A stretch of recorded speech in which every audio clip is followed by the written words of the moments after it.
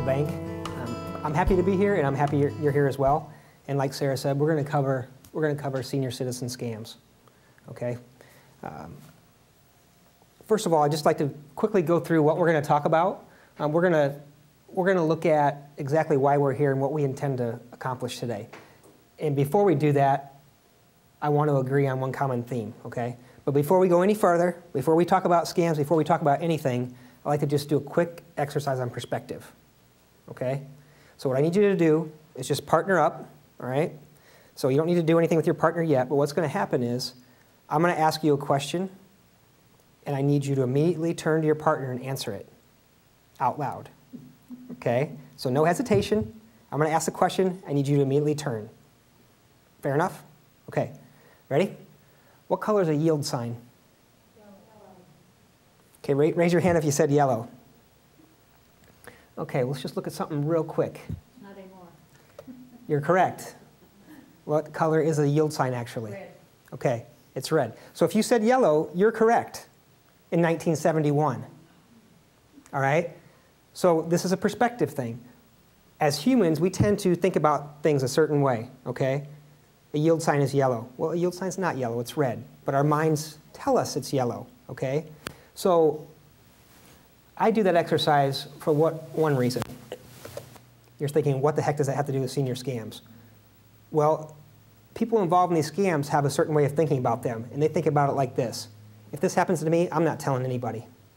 This is my deal, all right? I don't have any help, I don't need any help, I don't want any help. That's not the truth, okay? The yield sign is red.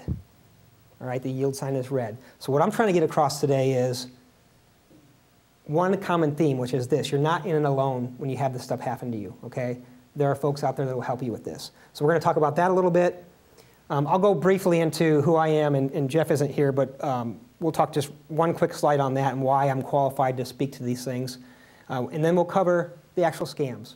So we're going to cover roughly 15 different scams that you may encounter or the folks that you deal with may encounter. And we'll talk about ways to protect yourself, and then if you do become a victim, what can you do, okay? So what can happen to you, and what can you do if it does, all right? Does that make sense?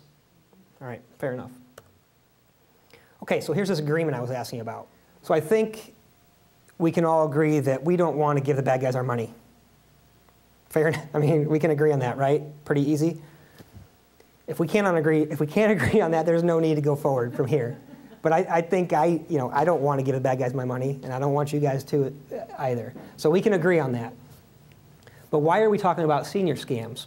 Well, people who grew up in the 30s, 40s, and 50s grew up in an environment where you were taught to trust people. All right? You were taught to be polite. You were taught to trust people. Here's the problem with that. The bad guys know that.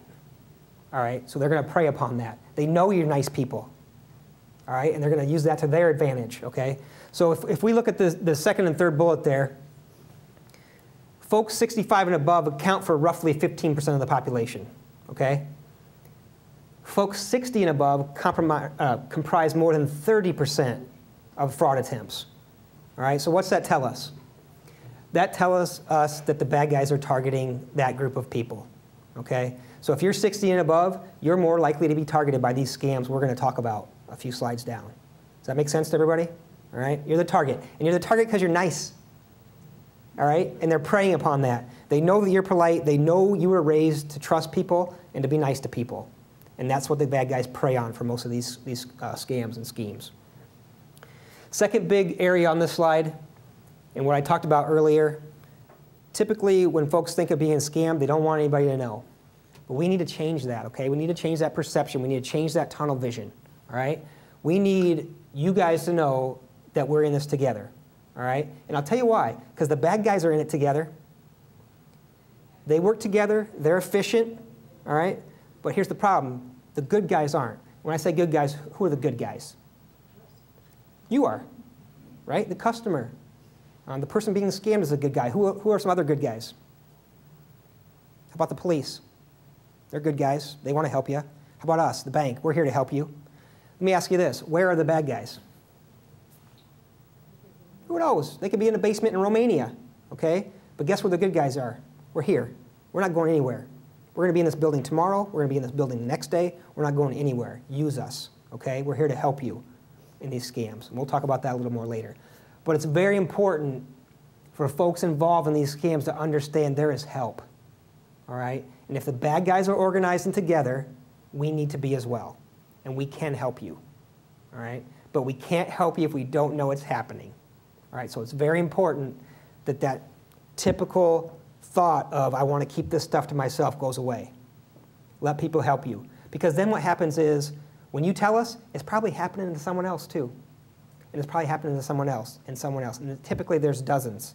All right? So then we become much better at catching the bad guys when you tell us something's going on. Does that make sense? All right.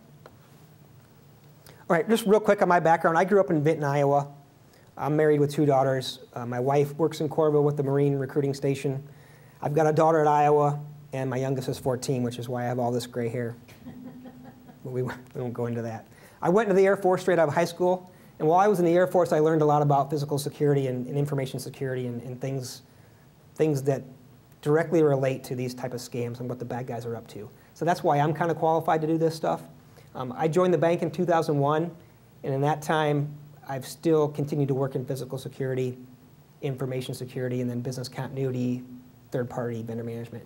You can see this is the building we're in right now in 2008. So it was about 1.5 feet underwater. So those are the kind of things I deal with on a day-to-day basis, and some of that makes me qualified to talk about our topic today. Jeff Lynchride's not going to be here today, so we're not going to talk about him. All right, last thing. Before we get into the actual slides where we talk about the different types of scams, I'm going to put this out here, okay? Older Americans are just less likely to report something happening to them. Okay, they just are. They don't often know who to tell, okay? They don't often even know what's happening to them, all right? So what we're trying to get across today is just some information that will let them know, hey, if this is happening, you need to let someone know, and someone is there to help you, okay? Let us know. Let the police know. Make sense to everybody? It's just the way it is. I mean, I wish it wasn't, but that's just, unfortunately, the nature of the beast in this case. All right, so what are we going to talk about? We're going to look at 14 different scams. Some of these we'll cover in a little more detail than others. But we're going to go through these kind of quickly. And like Sarah said, if you have any questions on these, just hold them till the end, and we can have an open discussion about any of the scams you guys may be seeing or any of the things we may be seeing, and just have an open discussion in that regard. All right, phishing identity theft. It's a lot of information on that slide. What it comes down to is the bad guys want your information. And they want it for a lot of different purposes. Your date of birth, your mother's maiden name, your social, your driver's license, all that stuff is really valuable to the bad guys. And they sell it online. Okay? They sell it in a place called the deep web, and we can't get out there, but it'd just be like you going out to Amazon.com, the bad guys go out to whatever and get a hold of this information. So they phish elderly folks to try to get that information so they can either apply for credit as them, or try to do a wire as them, or just to flat out sell that stuff because it's worth money. So if I have a group of that information on just Sarah, it's worth $5 to me if I'm a bad guy. So if I've got 100,000, it adds up quick, okay? So phishing and identity theft comes down to the bad guys wanting your information for various reasons, either to sell it or to act like they're you typically, okay? So how do they get a hold of that information? Well, here's a good example. I don't know if you can see that the letters are kind of small, but this email looks like it's coming from the IRS. It looks official to me, right? Looks like a good email. It's not, okay? There's a couple clues here. One, if you look at the address of where it's coming from, it says antifraud@irs.com. What address do you think an IRS email would have? .gov. Sign number 1, okay? And then the biggest one in here is that somewhere in here, you're going to click a link, and they're going to ask you for your information. All right? And typically, they're not going to do that. All right? They're going to have your information already. Okay? So when we talk about phishing and identity theft, the bad guys are either going to call you, which we'll talk about later, or you're going to get a weird email that looks like it's real. And it's called a phishing email. Does that make sense? And these are all designed to get that information out of you so they can sell it, or they can use it to apply for credit or other things of that nature. Make sense? Okay. All right, so let's stay on the IRS subject real quick here. How many have been a victim of someone applying for a tax return as you or know someone that has? Pretty prevalent topic these days, right? So this is a lot of information from the IRS, but what I'll tell you is if they've fished you for information, it can also be so they can apply for your tax return. Okay, that's another reason they want your data. Now, what can you do? You can go out to irs.gov and open an account as yourself. So then what you do is you could put a password on that account, all right? So if you don't want someone to get out there and open an account as you, open it yourself, all right? You can go to IRS and start an account, put a password on it so they can't go out there and do that. Does that make sense? All right, what's another way? You know, actually, before we even start talking about this one, any questions right now on the IRS side of things? We can talk about it later as well, but okay. All right, fake charities. Picture on the right is Katrina.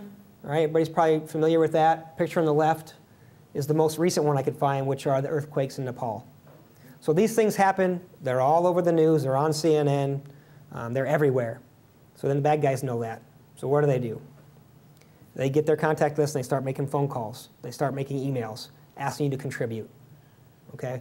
What I would say for these, if you want to contribute to the cause in Nepal, or if you wanted to contribute for Katrina, you would go out and do that yourself and find a way to do that. Don't respond to emails or phone calls you're getting regarding those, because those are typically fraudulent. Okay? So if you want to help in Nepal, probably Red Cross or something like that's a good place to start. And this is just a letter from US CERT saying, hey, look out, you know, there's a lot of emails, there's a lot of activity concerning that Nepal earthquake right now. The bad guys are out in full force trying to take advantage of that situation.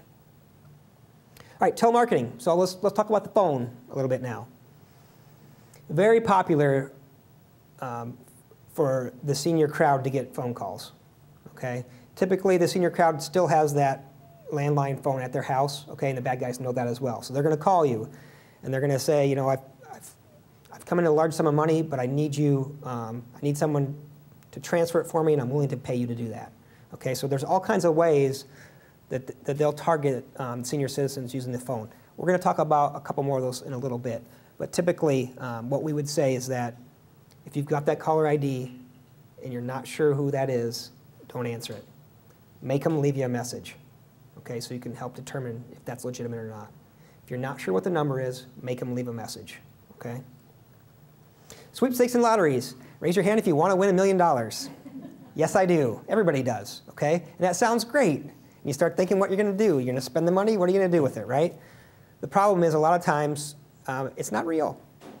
It's not real. It'll look really real, but a lot of times it won't be. So what they're going to do is say, hey, you by the phone or email, whatever, you've won a bunch of money. We just need you to take this check and send off just a certain amount of it, okay? And once you send off that $4,000, we're going to give you $500,000. Well, it's not going to happen, right? They're going to give you that check. It's going to be fake. You're going to send it off, and they're going to have a bunch of money sitting in their account, and that check's going to bounce. You're not going to see the other money afterwards. You're not going to see the money that was there originally. Okay, so it'll all be gone. You'll have zero. You'll be in the hole, and they'll have their money on the other end. That's how the sweepstakes and lottery scams work. Nigerian letters and emails. Anybody heard of these? This is one of the oldest ones. It's what we call a classic scam. It's where someone's telling you they're a government official and they need help to transfer funds to the United States, or they're royalty and they need to come to the United States. Their father or prince has been killed in the war and they need to move that money over here and get over here. If you'll just help them, they'll give you a piece of that. Raise your hand if you've heard of anyone that's gotten a large sum of money from a Nigerian prince. It doesn't happen. All right, maybe somewhere on this planet in the history of humans it's happened. I can't tell you of one. You see the word Nigerian, and it's fake. Okay, money mule, similar premise. So someone's going to say, either via Nigerian scam or lottery, what they're trying to do is move money again. So they may say, if you work from home for us, we're going to give you $1,200 a week. All you need to do is take this $3,800 check and move $2,600 of it for us. Wire it out. Okay? The problem is, they're the bad guys, and what you're doing is laundering that money for them. So the ad in the paper looks really good. Hey, all I got to do is do these wire transfers once a week, and I'm going to make $1,200. Great. Easy money, right? The problem is you're then a criminal.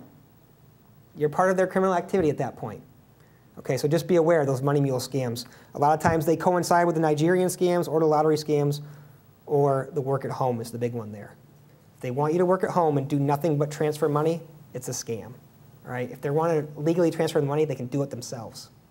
Okay? They're not going to pay you $1,200 to do it, unless it's illegal. Family member emergency. We see a lot of these here at the bank. Okay? The grandparent gets the call, hey, this is Jimmy. I'm your grandchild. I'm stuck in Vancouver. I'm at the police station. I can't leave till you wire me $5,800. Grandma says, I think that's Jimmy. That sounds like him, you know. And Jimmy says, you can't tell anybody else what's going on. I'd like to keep this private. I just need you to go down to Western Union and wire me $5,800 to this account. All right, Grandma wants to take care of Jimmy, right?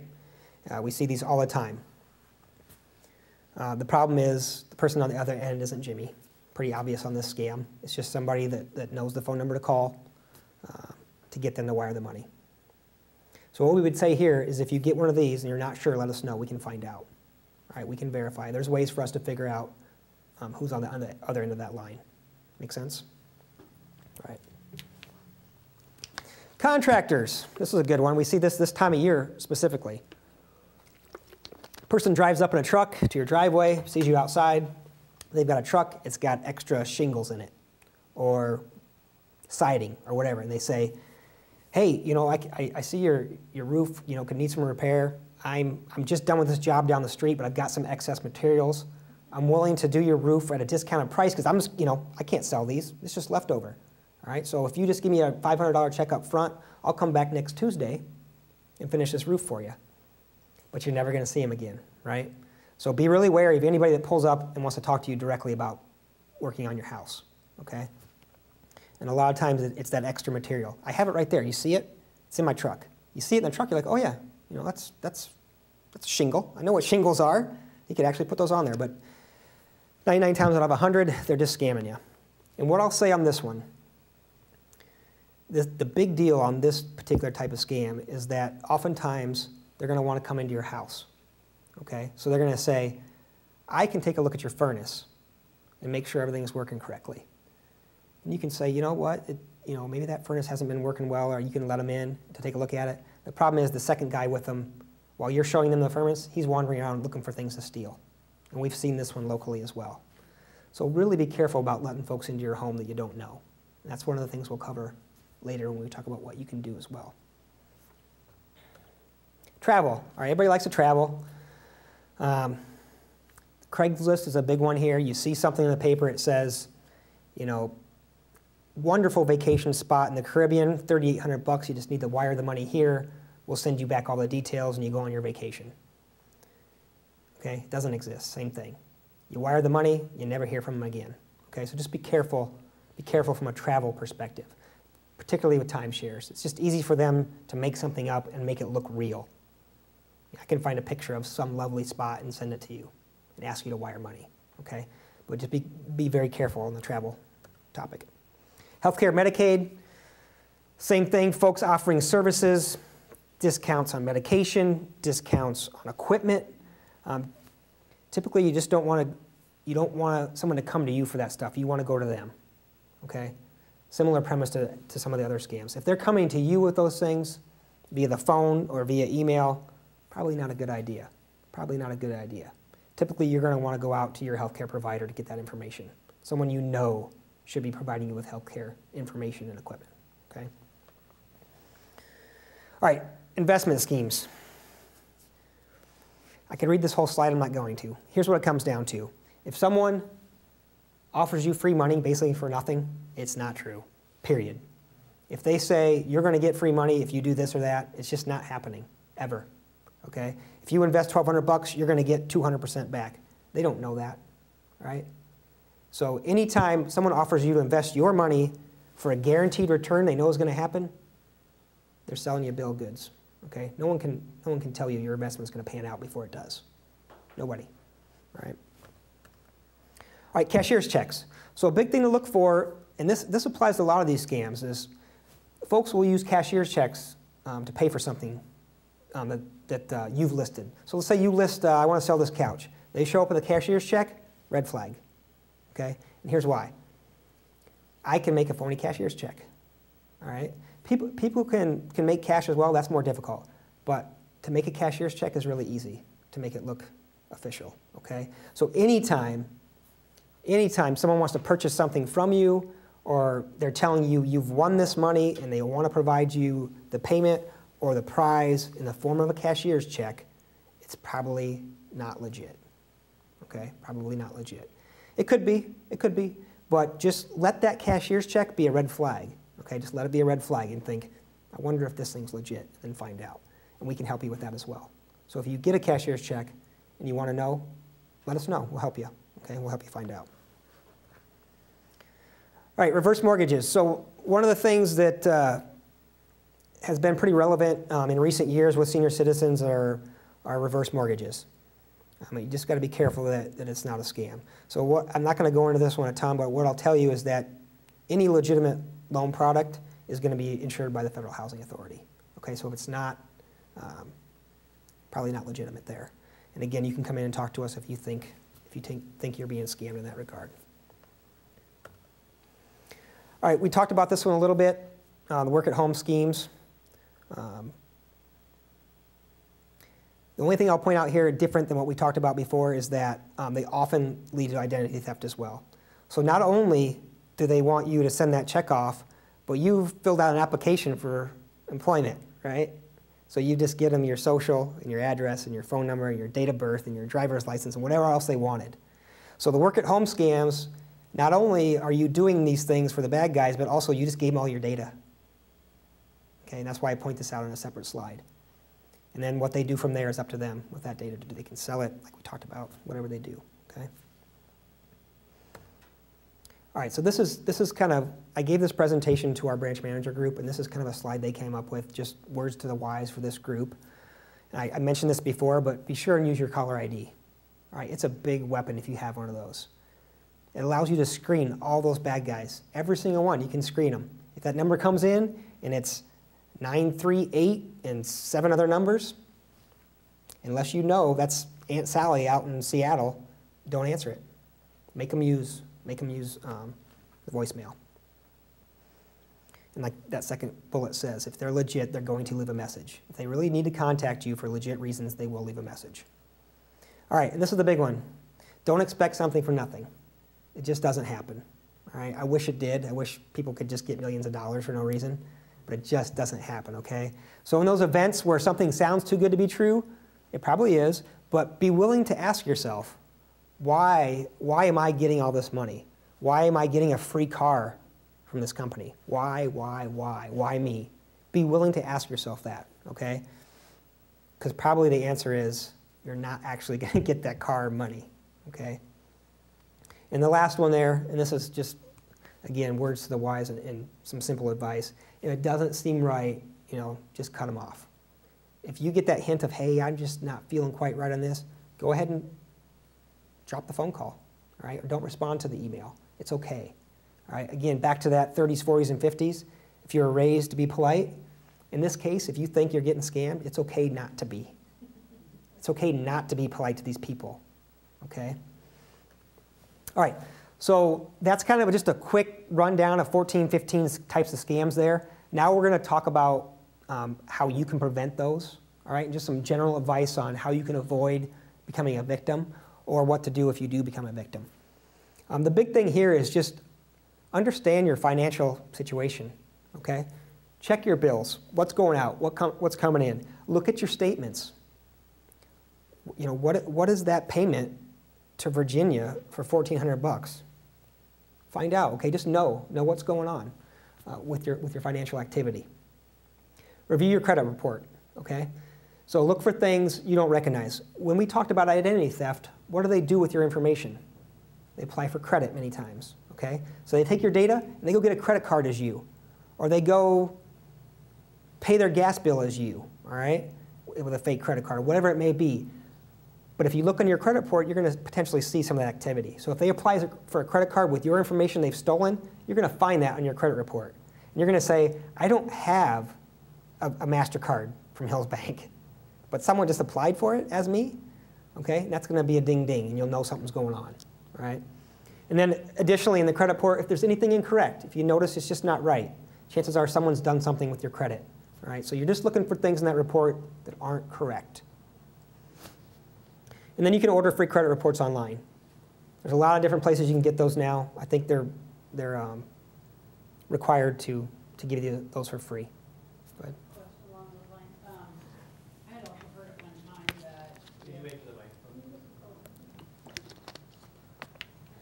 I had heard at one time as well that if you try to get those reports too often, that might adversely affect your credit rating. Yeah, I believe that's true. I'm not sure of the frequency exactly, but that's something you could talk to a banker about as well. Oh, okay. Just in terms of the actual frequency. But I think that's accurate. I just don't know the exact how often, how you'd be affected. We can find that out for you though, for sure. All right, there's going to be a couple slides of just prevention here, so just you can kind of work along with me here. So when should you be suspicious? All right, and this is kind of a laundry list. If you want a prize or gift, all right, if you've been selected for a special offer, all right, the big one here is that third bullet. You must act immediately, okay? So they're trying to put a sense of urgency into you to act, all right? So if they're rushing you, that can be a red flag as well. Why are these people, they're wanting to give me money, but they're also rushing me? Probably something's not right, okay? Probably something's not right there. If you have to pay for shipping for your prize, all right? So you're going to get this prize. We just need you to send off the $80 for shipping first. If someone wants to give you a prize, they're going to work that in. So if you got to pay shipping, probably not a good deal. If someone offers to come to your home to collect that payment, all right? That's a red flag as well. If they say you work at home and we need you to wire this money and we need you to wire it to someone you don't know, probably not a good idea. Okay. Just generally speaking, sending your money off to someone else you don't know is not a good idea, right? And then the big one in this series right here is that if they want you to meet them somewhere, all right? If they want you to meet them at Western Union or at Kmart or wherever the Western Union is or at Hy-Vee or at other places where they're going to try to get you to wire money, okay? So that's a big red flag, and that's also potentially a dangerous situation, okay? So if someone calls you and says, hey, I got this great offer for you, I just need you down at the Western Union with your checkbook, call the police. Let us know, all right? We'll help you out there, okay? Just to continue with prevention, if you're asked for your credit card number and expiration date over the phone, over email, nothing good comes out of that, all right? Nobody legitimate. As a bank, we're not going to ask you for that. We have it. Whoever initiated that information has it. And they're going to act like they're us. They're going to act like they're another financial institution and ask you for it. We're not going to ask you for that over the phone. Okay? We're just not. And if you're asked for personal information of any type, again, that's the value to them. We've talked about it throughout the whole presentation. They want that data so they can act like they're you and make money off of it. Okay? So just in general, be wary of giving out your personal information. All right, and then one last list here of things you never want to do. Never reveal your financial information to someone who contacts you via the phone. Those legitimate companies aren't going to call you and ask for the account information they already have. We know your account number, okay? Never give out that information over the phone. Never let anybody in your home that's a stranger, okay? We've seen multiple cases of folks rifling through people's houses looking for things while the other one's keeping their attention, okay? Never believe a stranger will use your money for a good purpose. There's people you trust and there's people you don't know, and make those separate, okay? Never assign power of attorney to people you don't know. I think that's pretty obvious, right? You don't want to give out that kind of power to someone you're not familiar with and is close to you. And don't sign contracts that have blank lines. All right, someone sends you an email and says, hey, you just need to sign this, and then that $1,200 a month is going to start rolling in. And it's got blank lines in it, and you never know who knows what they're going to put in there. They can put anything, all right? All right, so we talked about the scams. We talked about just some general prevention and what you can do. If you do fall for something, all right, if you do fall for something, the important thing is you are not alone, all right? Contact the police. Contact us. We will help you, all right? Like we talked about at the very first part of this.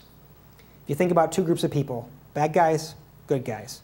The bad guys are working together to take your money. All right, they're working together. They're efficient. We have to work together as well. So work with the police. Work with us. Don't be afraid to let us know because we're going to help you. All right? There is nothing more important to us than you, than our customer. We don't even exist without our customers. Okay? We're not even here. I don't have a job here. None of this happens. So let us help you. All right? We want to help you in this case. Let the police know, let us know, and then the good guys can work together also. Because when we work together, we end up getting that other group. Because the more people that report these things, the more information we have to go off of, the more information the police have to go off of, and we'll get them that way. But if no one tells us, we have no clue. We have no clue till you let us know what's happening. All right? So if you become a victim, let somebody know. That's the main theme. All right, just some general resources. USA.gov has some good information out there. The FBI has some good information, Better Business Bureau, et cetera. If you want a copy of this presentation, just let me know after, and I'll send it to you if you give me your email. All right, so let's wrap this up. We're all targets of the bad guys. All right, we work at a bank. I work in security, so I see this stuff every day, all day. The bank is targeted pretty much nonstop, all day and night. But what I'll tell you is the 65 and older crowd is the favorite target. We talked about it, and I'll say it one more time. You're the favorite target because you're nice. And the bad guys know that. They know you're trusting, and they know you're nice. And so that's why they're coming after you at a double rate of any other age group. Okay? There are many ways you can be targeted. So we talked about that. We looked at all those different scam methods. Okay? There's a lot of them. The bad guys are very creative. We talked about how they're working together and they're efficient. But not only that, they're also very creative. They're desperate. They're desperate to take your money. Okay? So they're going to be very creative in ways they target you. Third bullet point, you can prevent it. You can prevent it just by knowing how you're going to be targeted. So if you have a good understanding that I may be targeted over the phone, you're much more likely to stop it. All right? If you have a good understanding that I'm being targeted over email, you're much more likely to stop it. So just understand that you are the target and why. That'll help you. That'll help you in terms of prevention. Okay? And the last thing, and we just talked about this, and I'm beating a dead horse here, but if you think you're a victim, we're here to help. We're here to help, and that's the long and short of it. The police will help you. They see this stuff more and more these days, and so do we. So if I would have called the police on something like this 10 years ago, they might have said we're busy. Not anymore, because the bad guys are sitting in a basement in Romania, more so than ever. Okay, and they want your data, because your data is more valuable than the money behind that counter. Okay. So if you think you're a victim, let us know. We can help you. That's all I have. Any questions? Go ahead. I've been getting some calls fairly regularly about the medical alert, and I think it's a scam, but I'm not sure. They say with the new Affordable Care Act, you're eligible for this free medical alert system. And is that, have you heard of that? I've not heard any of those, but there's a couple things you can do. One, talk to your actual medical expert and see what they think about it. But two, if you let us know, we can do some research on that phone number, and we'll tell you real fast. Yep, yep. So if that's something that happens, and if we see that amongst a lot of customers, we'll get the police involved, and they can say, we know where that number is coming from, we know it's bad. We can typically find out real quick if it's a good number or not. So if you call in and say, hey, I'm getting these weird calls, it's from this number, we'll look into it. And can you explain the mystery shopper idea? I hadn't really heard of that before. That's really a Jeff thing, but no, I can't. But I can get that information for you though. But that's not one of my areas of expertise is the mystery shopper. I know it's a big deal, and I think the post office deals with that a lot as well. And I can certainly get your group more information on that, but I don't have any knowledge of that personally. Yeah, sorry. There's probably 7 or 8 of these I see a lot, and I'm really up on. But there's some. I mean, there's just so many. It's hard to be an expert on all of them.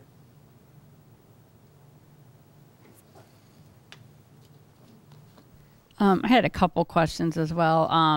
So regarding the phone number, I think you had said like for the grandparents issue, you know, if there's a caller ID number listed, then you don't have to call the bank right away.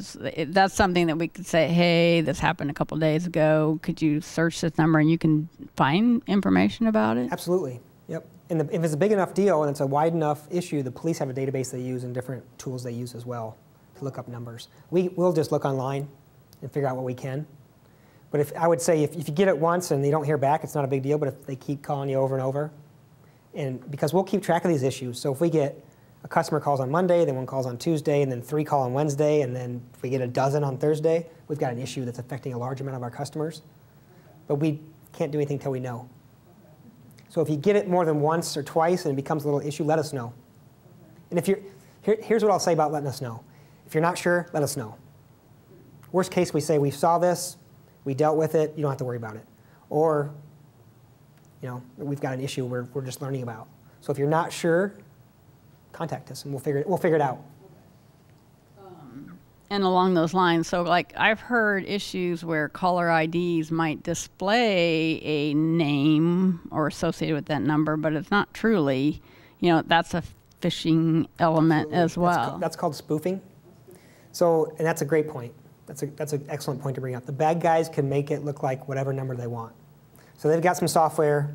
If they want to look like they're coming from my number, they'll look like they're coming from my number. I get it where it comes from my number. Yep. My Yep. name and my number. Yeah, we get that. Yep. Yeah. Yeah, it's called spoofing, and it's really easy to do, unfortunately. So the only thing I can tell you there is just be wary. If you get a number from someone you think you know, just make sure it's them. Because they can spoof your number. It's very hard for them to spoof their voice. So if you think it's your banker, have a good understanding that's what your banker actually sounds like. That makes sense? Mm-hmm. So they can spoof that as well, but that's really difficult. But it's very, very easy for them to spoof the number. So at that point, we just recommend voice authentication. One of your slides, a couple before the reverse mortgages, talked about a common fraud schemes web page. Is that the one that's on the irs.gov? Common schemes what? It said common fraud schemes web page. It said. I don't know. Let's just bring it back up real quick. It was like about 2 or 3 before the one on reverse mortgages. Right there. Yep. No, the yeah. Please visit the common fraud. Yeah.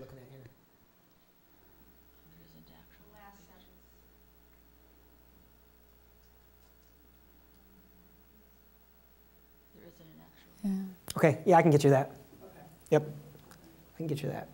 And just one other one. And you're talking about the IRS tax scams. You talked about, something you could do to prevent that was to go out and open your own account with your password. So I know some people who were hit by the University of Iowa one that happened this spring. But I thought they had said that they did have accounts already on their site. That could happen, but they might have had passwords that are easily guessed. So what the bad guys do is just throw a random password generator on there until they guess the password. So if they're going to sign up for an account, just make sure they use a complicated password. Okay. So like a passphrase, so like jan@noon.org, something that a password generator can't come up with quickly. So if you use a password of password, or password of 1234, or password of Mike, or whatever, they're going to get in anyway. So they can sign up for that account, but just make sure they use a more complex password or passphrase. I recommend just using, what I use is just like a email address type format. So j@bank.net. It just throws enough stuff in there that it makes it tough for them to generate it. Yep, you're welcome. Good questions.